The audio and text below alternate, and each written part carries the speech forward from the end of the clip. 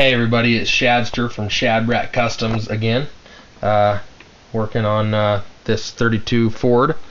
We've got the bottoms drilled out, so again, taking your 3/16 drill bit, take this little cap off your rivet. Now this, like I said earlier in my other video, this front part's plastic, so that's going to come off real fast, so you got to be real light on that one. Sometimes I just get down in there with even a pair of snips. So that's about all you need on that one. That'll come apart nicely. Flip it over and do your back one. Little burst till that cap is off your rivet.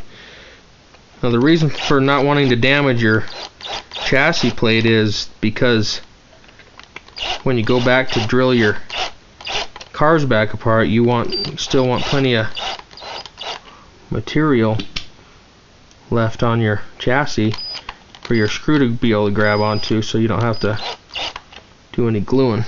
Let's see if that'll come apart.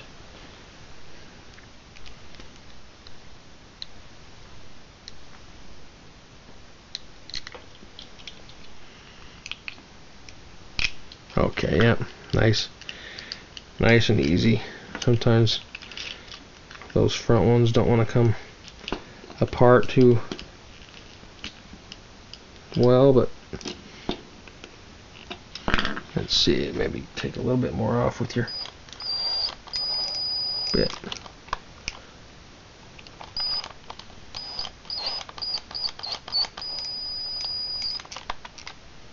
There we go, I think that should do it.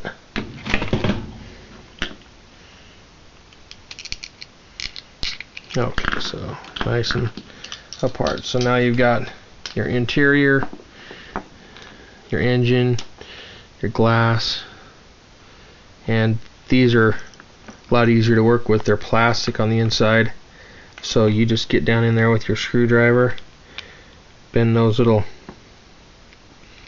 tabs apart, and you should be able to pop your axles right out without even bending them. Just like that.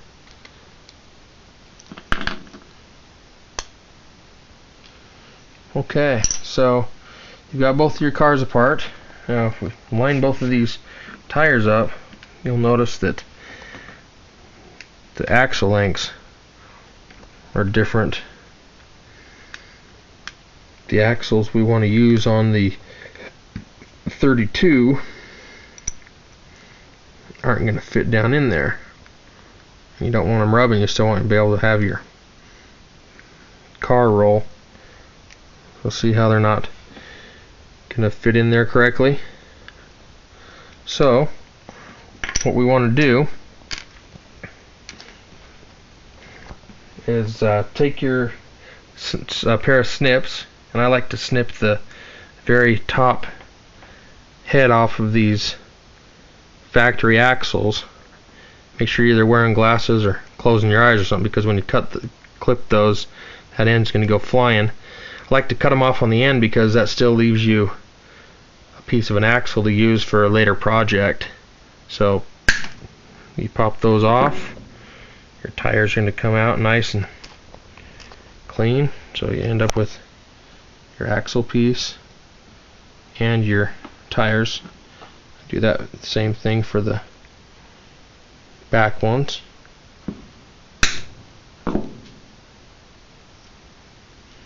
Okay, so you've got the tires you're going to be using. So now what we need to do is make our own axles. I use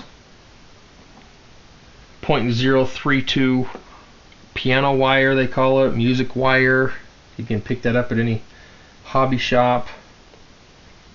Same exact gauge and diameter as the axles that come originally on the Hot Wheels. But what we're going to be doing is we're going to be creating this little nail head piece to keep your axles on.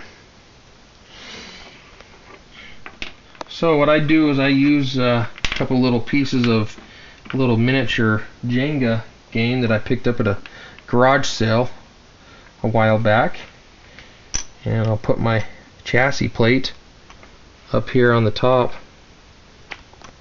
like this, kind of like blocking it up in your own body shop.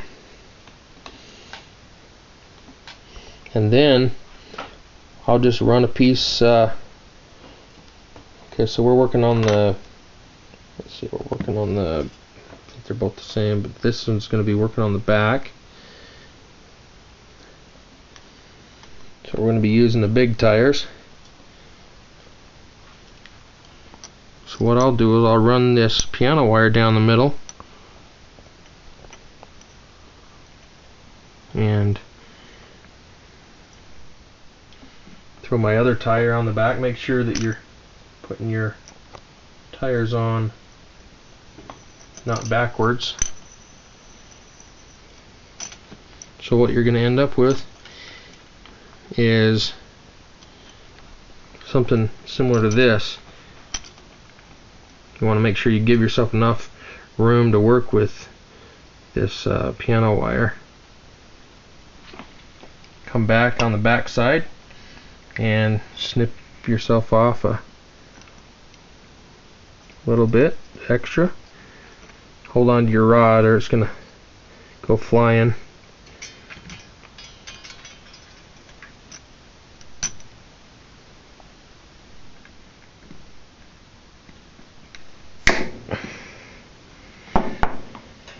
Okay, so that's what you're going to be looking like on your back tires. You've got a little bit of extra room on both sides. So pull that out and let's get the first one on. What I use, and I know a couple guys are using it, my buddy Pooch F. Morobi, these crimp tubes. It's a #1 small size they come in. It's a little crimp tube, kind of like a bead. You can get them at any craft store. I've already got a few set aside. My wife and kids got me this little miniature anvil. You can get it like a jewelry store. Works nicely for these kind of projects. And also a little hobby hammer like this. So I like to use Loctite super glue gel because it's not going to run down your axle when you're putting it on. So take your axle, get yourself a little bit of a dab of super glue like so, and then with some tweezers, where the tweezers go, grab one of your crimp tubes and delicately put it up on top of your anvil like that, and then take your metal rod piece and you put it down the middle like that, and then lightly tap your axle material. You don't want to get too crazy with that or you'll bend your axle. So then you end up with something like that, and I like to just spin it in my fingers like that to make sure that there's no glue residue that's going to be touching the tires. So what you end up with is something kind of like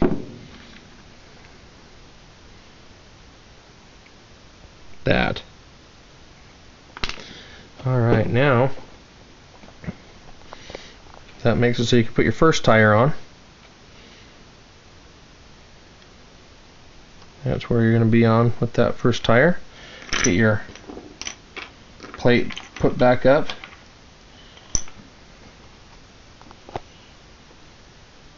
Run it through. And one trick to make sure you get the right length, put both your tires on the same side of the chassis plate, run your axle material through, and then you're like that, so you can get your snips in there.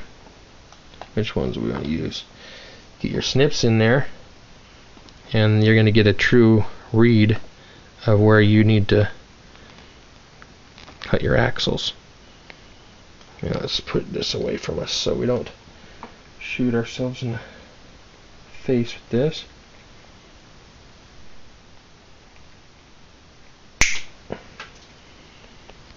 There we go. Okay, so now if we've done everything correctly, you can bring it back to the other side.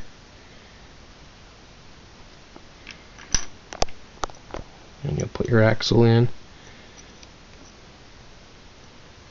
Put your tire through there.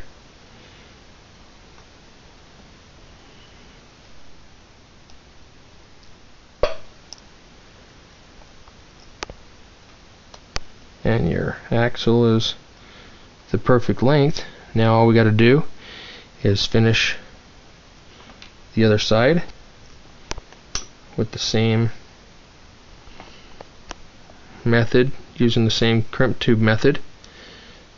You get your little anvil, you get your piece of your crimp tube, get yourself a little bit of glue up on top right here.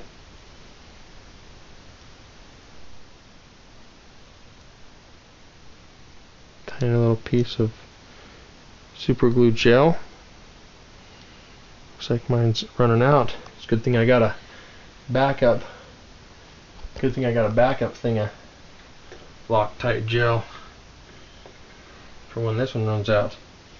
Okay, so make sure you hold your tires up out of the way, and then you get down lightly on top of your crimp tube again.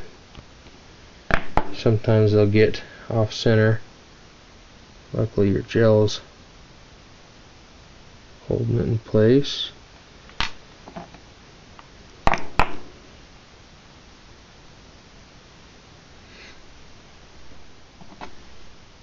And tap. Oops, sorry. Sometimes these little guys like to give you grief. And you tap the other part on it. That one's not liking.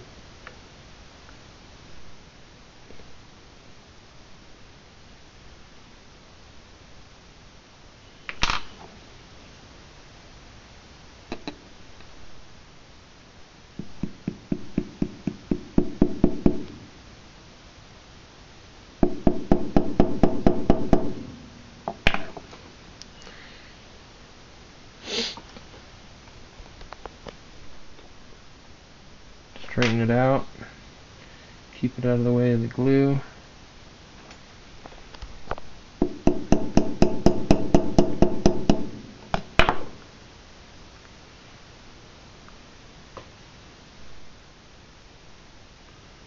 There we go. So now we've got an axle for the right size for the back of our 32. Let's check it out for the fit. Sometimes you have to bend those retaining tabs up out of the way a little bit. Pop down in place.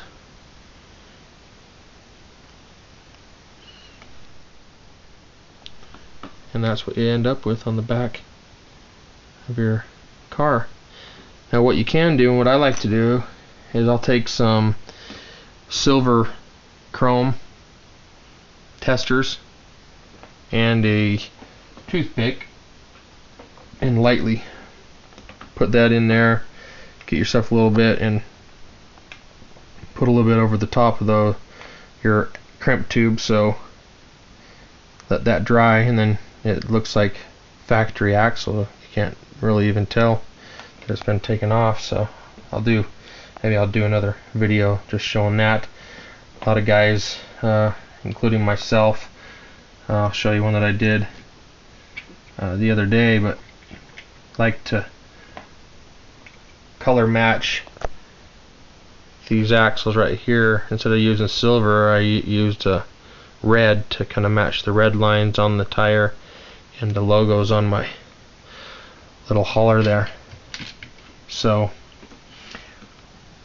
that's it for now. I'm gonna go put the front ones on, and if you guys have any questions on how to make custom axles on what I've done here, go ahead and respond and leave a comment below. See you later. Thanks.